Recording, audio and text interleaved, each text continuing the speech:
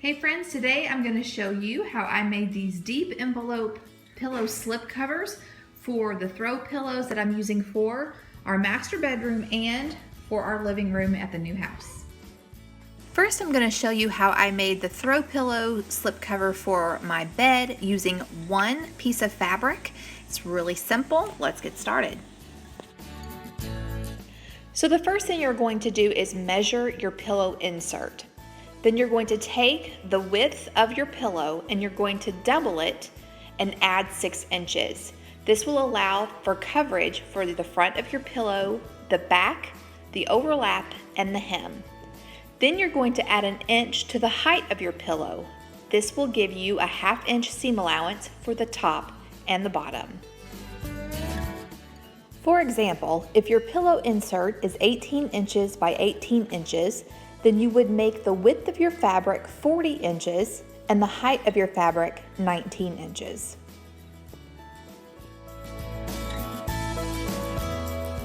Since my fabric has a pattern on it, I wanted to find the center of the pillow with the pattern first before I began my cuts, so you might want to keep that in mind.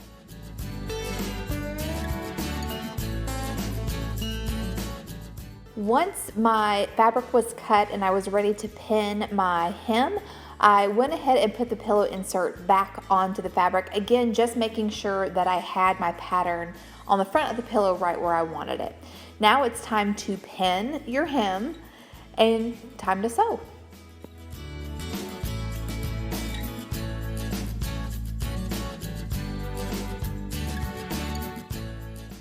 Truth be told, I am a very basic seamstress. I don't know any fancy things. So for this project, actually for all of my projects, I just use a straight stitch. But I do go over the edge with a zigzag stitch just to make sure that it's secure. You don't have to do that, but I just did it for the added reinforcement.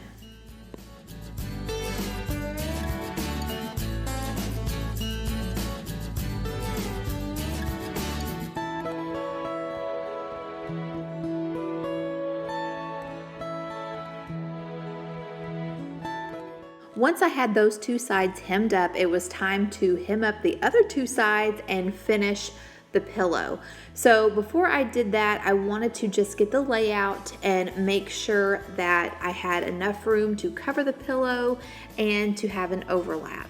So here you can see I'm just kind of eyeballing it, and then I pin my hems in place and then get back to the sewing machine.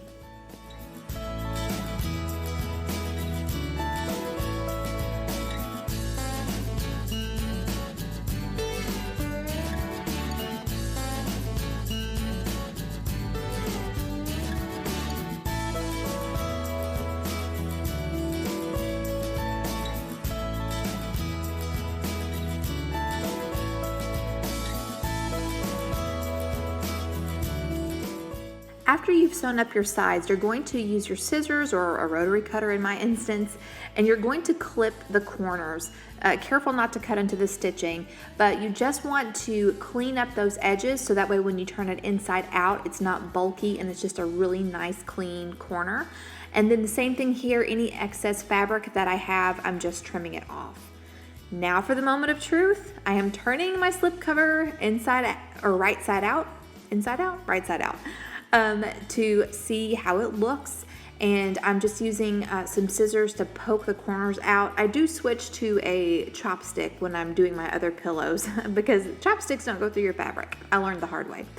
But yeah, this just gives it a really nice clean edge. Once I'm done doing that, the real moment of truth, getting the pillow insert into the slipcover and seeing how it looks.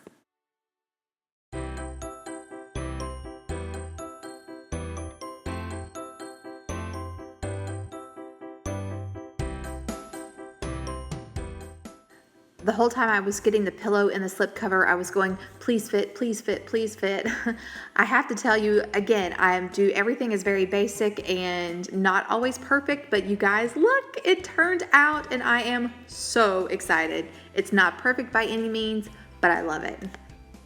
So the next project I'm going to work on are slip covers for my throw pillows for the couch. And this is the fabric that I chose. This is the really expensive home decor fabric from Hobby Lobby. This is from the Property Brothers. And if you're familiar with Hobby Lobby, normally their home decor fabrics are 30% off automatically, the ticketed price. The original price for 1 yard of this fabric was $26 and some change. But I asked the lady at the counter if I could use the 40% off coupon that I had. And she said what they would normally do is they would just take the fabric back to the original price, and then you can use your 40% off for that. So that's what we did. I took this to the checkout, told them I wanted to use my 40% off coupon, so they took it back to the original price. So 1 yard of this ended up costing me a little less than $17.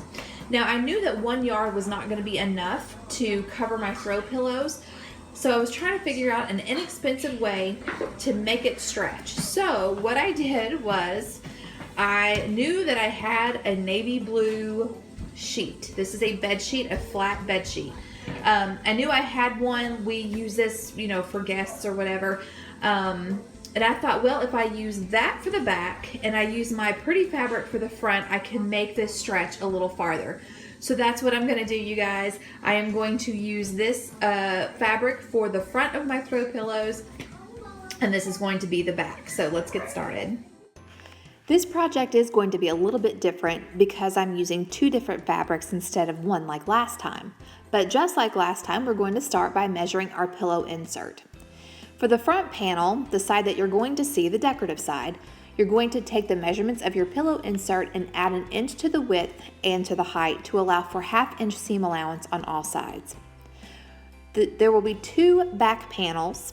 The first back panel, the one that's going to be underneath the overlap, will need to be 1/2 of the width of your insert plus 1 inch to allow for seam allowance.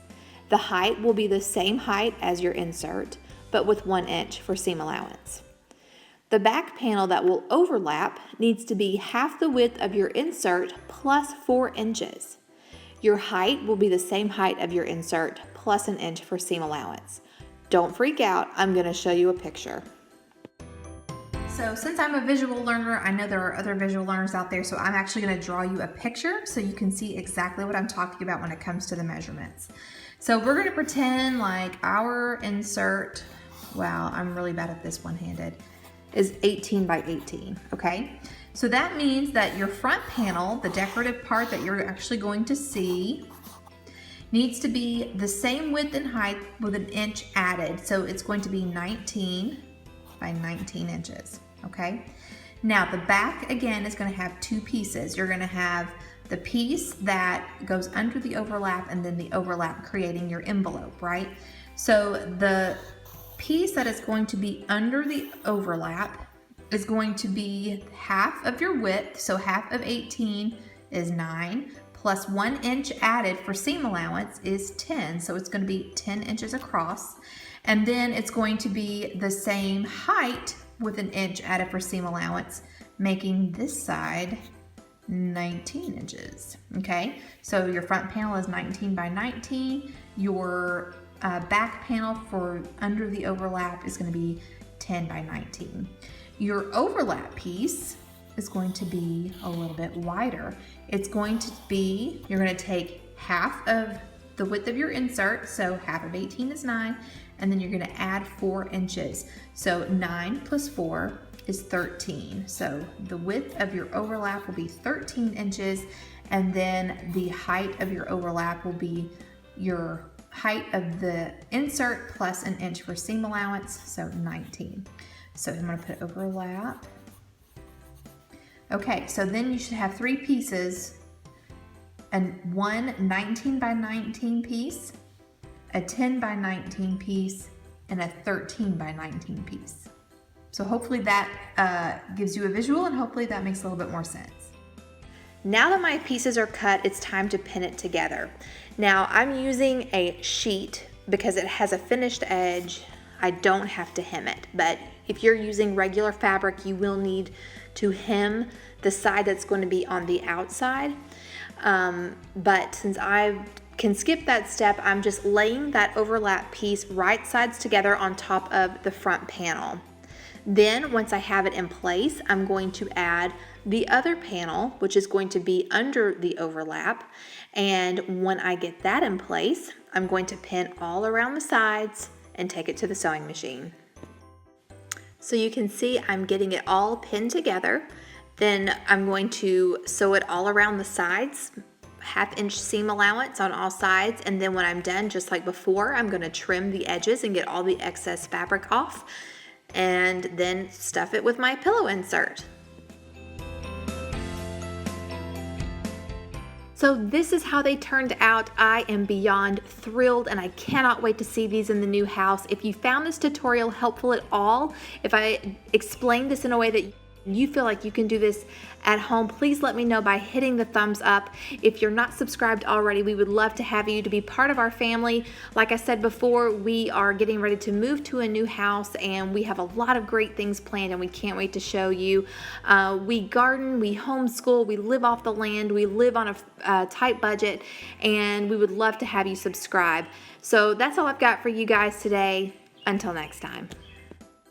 Thanks so much for stopping by Freedom Homestead. Here we're about living off the land, being together as a family. We homeschool our 2 children. We talk to you about our gardening adventures, how we preserve our own food and build our food storage.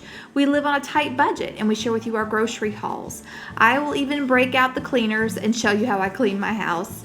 So whether we're sharing with you our life, our love of liberty, or our love for each other, thanks so much for stopping by and please consider subscribing.